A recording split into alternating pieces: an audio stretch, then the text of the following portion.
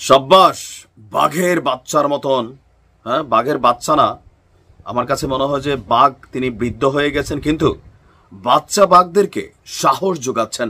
যার কাছে মনে হয় যে এই বাঘের হুঙ্কার ভাল লাগছে শুনতে, শেয়ার করবেন, কারণ ইরান আত্মসমর্পণ করবে না। ডোনাল্ড ট্রাম্প বলছে যে এমন পরিণতি করব ইরান তোমাদের, যেটা তুমি কল্পনা করো নাই। ইসরায়েল যা করছে এর চেয়ে 10 গুণ বেশি হবে। পারস্য উপসাগরে যুদ্ধ জাহাজ অবস্থান করছে। মার্কিন সামরিক ঘাঁটিগুলো যেগুলো আরব দেশের মধ্যে আছে, সেখানে বোমারু বিমান নতুন করে আপনার অবস্থান নিচ্ছে। এত কিছু দেখেও ইরানের সর্বোচ্চ নেতার যে বক্তব্য, আরবি ভাষায় ঠান্ডা গলায় তিনি যে আওয়াজ দিয়েছেন, তার আওয়াজটা দেখেন, ভাষাটা কি, ইরান আত্মসমর্পণ করবে না। ইরানের ইতিহাস যদি না জানো তাহলে কারবালার ইতিহাস দেখে নাও। ভাই, শরীরের পশম দাঁড়াই গেছে মিউজিক টিউজিক দিয়ে যেভাবে ভিডিওটা আসছে। দর্শক, ইরানের সর্বোচ্চ নেতা বলছেন ডোনাল্ড ট্রাম্পকে উদ্দেশ্য করে এবং ইসরায়েলকে উদ্দেশ্য করে, যারা ইরান এবং এর ইতিহাস ভালো করে জানে না, এবং যারা জানে তারা একটা জিনিস কনফার্ম থাকে যে ইরানিরা হুমকির ভাষার প্রতি ভালো সাড়া দেয় না। আর আমেরিকানদের জানা উচিত যে যুক্তরাষ্ট্রের যে কোনো সামরিক হস্তক্ষেপ নিঃসন্দেহে অপ্রতিরোধ্য পরিণতি বয়ে আনবে। দর্শক, আজকে জাতির উদ্দেশ্যে ইরানের সর্বোচ্চ নেতা ভাষণ দিয়েছেন। তিনি বলছেন যে আপনার ইরানের বিরুদ্ধে জোর করে চাপিয়ে দেওয়া এই যুদ্ধের বিরুদ্ধে দৃঢ় অবস্থান নেবে ইরান, আর ইরান কারো কাছে আত্মসমর্পণ করবে না। বন্দুকের নলের মুখে অথবা যুদ্ধ বিমানের মুখে ইরান কোনো ধরনের চুক্তিতে স্বাক্ষরও করবে না, কারণ ট্রাম্প বলতেছিল যে ইরান নিঃশর্তভাবে তোমাদের টেবিলে থাকা ফাইলটাতে সাইন করো।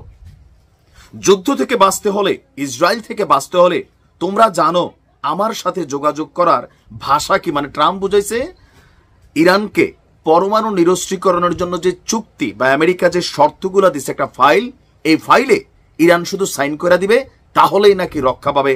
কিন্তু ইরান বলছে ভিন্ন কথা। আমি জানি এই যুদ্ধে ইরানের জয় হবে না, এটা আপনি নিশ্চিত থাকেন।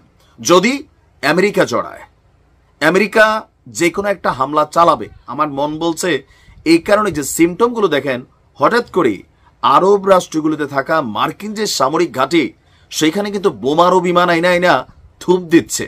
আমাদের আরব রাষ্ট্রগুলোর যেই রাজারা আছেন, তারা কি বাধা দিচ্ছেন না? ইরান তার প্রতিবেশী রাষ্ট্রগুলোকে আহ্বান জানাচ্ছে যে তোমাদের আকাশ সীমা অথবা তোমাদের ভূমিকে ব্যবহার করতে দিও না। ইরান একা লড়াই করতে প্রস্তুত আছে, শুধুমাত্র তোমাদের আকাশ সীমাগুলো তোমরা ব্যবহার করতে দিও না, অথবা আমাদেরকে বাধা দিও না। আমার আগের ভিডিওটা দেখে নেবেন, ইরানের একটা মিসাইল ইসরায়েল পর্যন্ত যেতে কত ধাপ পার হইতে হয়। এর মধ্যে 3টা ধাপই আমাদের আরব রাষ্ট্রগুলোর কারণে হচ্ছে।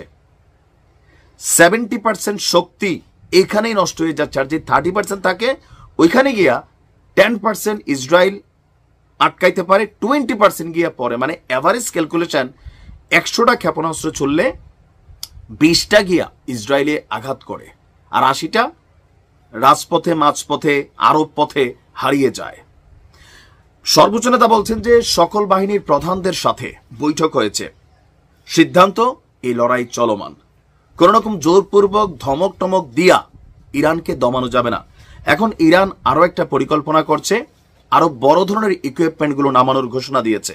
এখন দেখা যাক যে কোন দিকে পরিস্থিতি যায়। তবে ডায়লগ শুই না, আমরা যখন ছবি দেখি ডায়লগ শুনেই কলিজা শান্তি হয়।